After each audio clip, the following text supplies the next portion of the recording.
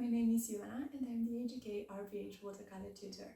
Today we're going to paint a cottage. We're going to decorate our cottage with either climbing roses or wisteria. Personally, I chose wisteria. This painting has taken me about an hour and a half, almost 2 hours to paint, and for the sake of this video not being that long, I did fast forward quite a bit. What I would encourage you to do, if you do decide to take on the challenge and paint this, would be to watch the video from start to end, see what happens, and then take up everything that you need, your watercolors, your drawing, your pencil, your paper, and set off to work.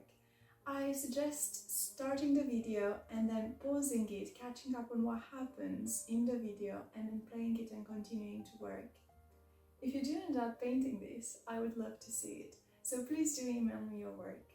I hope you are going to enjoy this and have a lovely watercolor session. So let's get started. First off, we're going to mark up the top and the bottom of the paper, as well as the extremities left and right, to make sure that our composition is going to be centered and balanced. Then we can start adding in the top of the roof, making sure it is just slightly below what we decided was going to be the top of our composition. Next we add 2 chimneys, and this is a cottage. It can be a little wonky, so they don't have to be symmetrical, that they don't have to have the same exact shape either. Next we're going to choose how wide the roof is going to be. We're also going to introduce a window.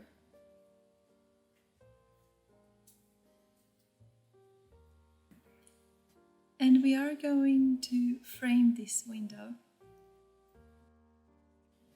Next we work on the walls of the house. They are slightly narrower than the width of the roof, trying to keep the same distance to the left and to the right. Our cottage is framed by a green hedge at the bottom. This is what we're going to do next.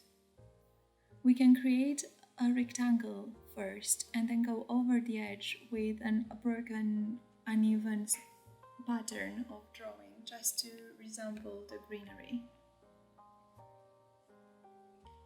Slightly to the right of the composition, we can introduce the door of our cottage as a rectangle.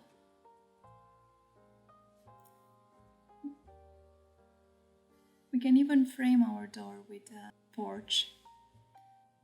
It doesn't have to be perfect.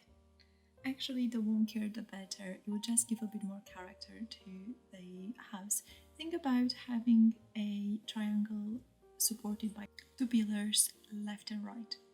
Make sure you tidy up the drawing before you move on to the next step. This is just going to ensure you are well aware of how even your composition is, and it's going to give you a clearer representation of how this painting is going to look. To the left of our door, we're going to introduce the main window.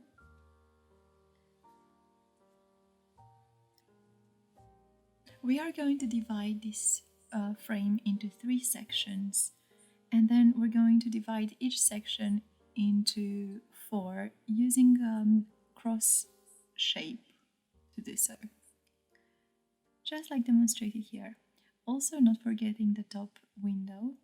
Going back to the roof, we're going to work around the edges, the bottom edges of this, and double them down to suggest this is a 3-dimensional object. This is going to help create a more realistic image, and we're going to also work a little bit on perspective here. This is optional, you don't have to do this if you don't feel comfortable doing it. Talking about perspective and 3-dimensional objects, this is what we're going to do with the hedge as well. So we're going to double the top line to suggest depth. We're also going to add a beam at the top of our roof, and we're also going to frame the chimneys. Instead of a clear straight line, we can start breaking the roof up and work on suggesting the pattern of the straws of the thatched roof. This is going to help us later as we're going to paint it. This video moves a lot faster than real life, so please feel free to pause this anytime and catch up on the drawing. This next part is one of my favorite. We are going to draw a climbing tree, a climbing wisteria, or it can be even a climbing rose. We're going to use broken lines that are going to frame our windows to suggest this climbing wisteria or rose. And we can also add it over to the right side of our composition, framing the door. We can introduce some branches peeking through the leaves. And we are adding branches here and there, just like so. Finally, it is time to paint. We start with a light beige, which we mix in with plenty of water. We apply this as a thin layer all over the roof. We are going to use vertical parallel brush strokes to suggest the pattern of the thatched roof. We are aiming to apply this layer as uniformly as possible and as thinly as possible as well.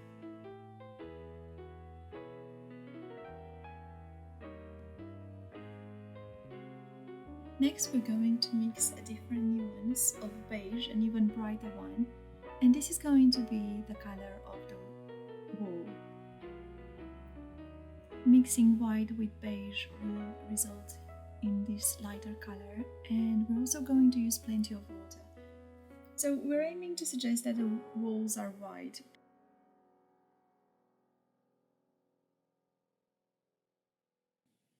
Next, we're going to mix some brown in our beige, and we're going to go over our thatched roof and add a bit more texture. So we're going to do something quite similar to the marks we made with pencil, this time using this light brown.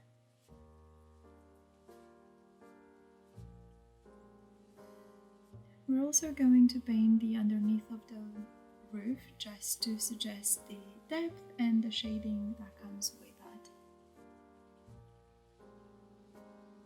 For this section, we can use a bit more pigment than we have before.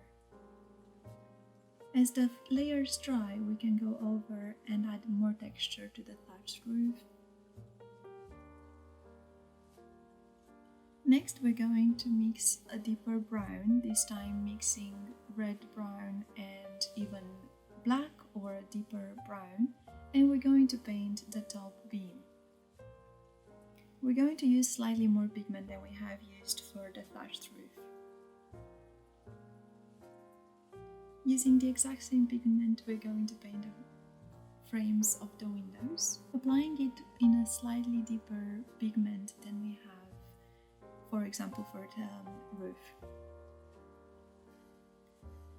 As we're painting the wooden elements of this composition, keeping the same pigment, we are going to apply that to the porch if you've chosen to introduce that to your painting. We're going to mix a little bit more of that brown, and this time we're going to paint the branches of our climbing wisteria or rose. For all of these elements that require a bit more control, I'm using a rather small brush, so I would say a medium small. This is probably a number 6. Going back to our mixing palette, this time we're going to activate a little bit of green, and we're going to start working on our hedges and the climbing roses or wisteria, your choice. We still haven't made up our minds. I'm mixing a little bit of blue in my green just because, to be honest, I find the green straight out of my palette a little bit too fake, so mixing a little bit of blue makes it a bit more painterly. And I'm applying this quite similarly to how I apply the roof, so in a quite thin layer. To suggest the texture of the leaves, I'm trying to apply patches of green. The edge is quite uneven. I'm also working in a bit more water, allowing the colors to mix on the paper. Just trying to emphasize that texture and that unevenness.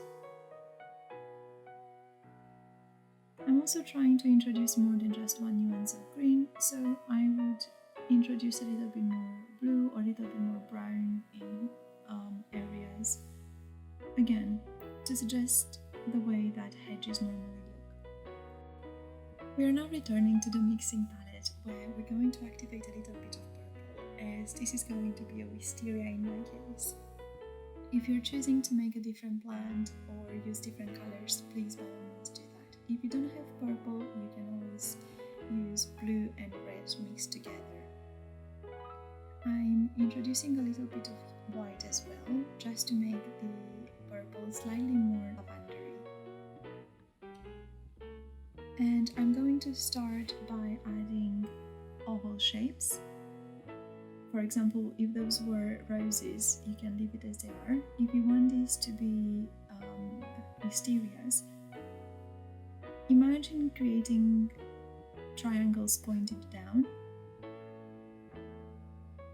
But don't worry too much about making the shapes absolutely perfectly geometrical, let's say, but rather quite organic and quite loose.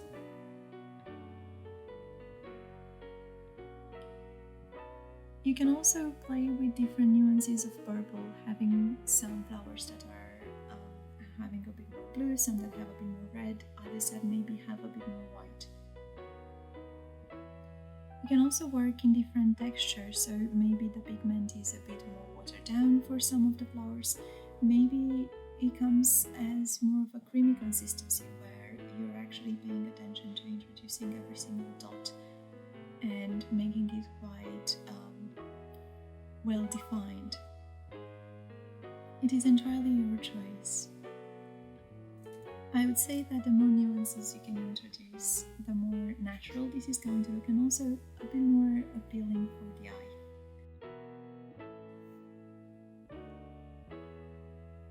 Going back to the mixing palette, this time we're going to work with a base of white and a teeny tiny little bit of blue. And we're going to paint the color of the glass, of the window glass.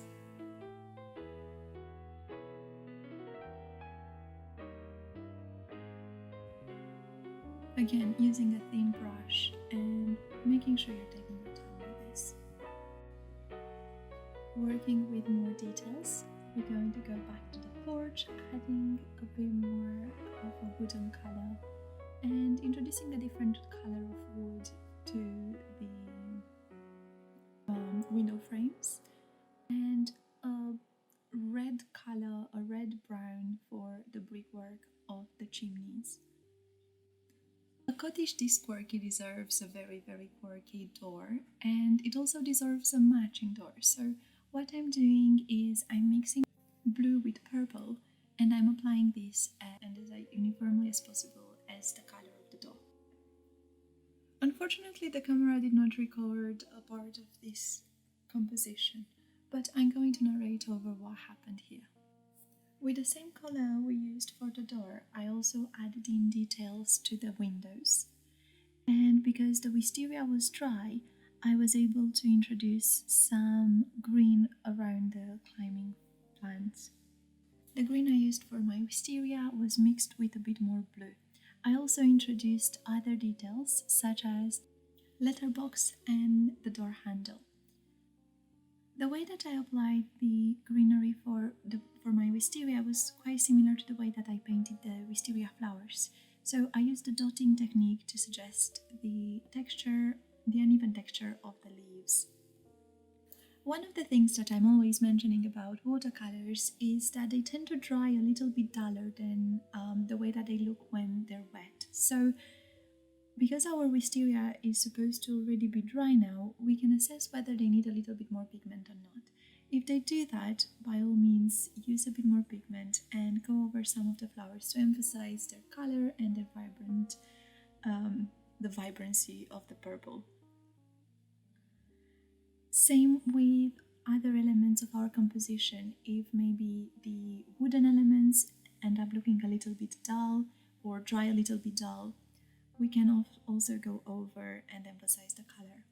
But all in all, this is it. This is our painting. This is indeed a more challenging subject, and it is also quite a long painting. It should probably take you about 2 hours to complete. So if you really are up for that challenge, do take your time, and I hope you are inspired by this and end up with a really lovely painting. Let me know how you get on with it. Also, let me know if you prefer a slower paced painting or a fast-paced, more advanced one. I'm really looking forward to seeing the artwork that you create. For more information about AGK, about the watercolor classes, please check the information in the description. Thank you very much for watching. I hope you have a lovely rest of your day. Goodbye.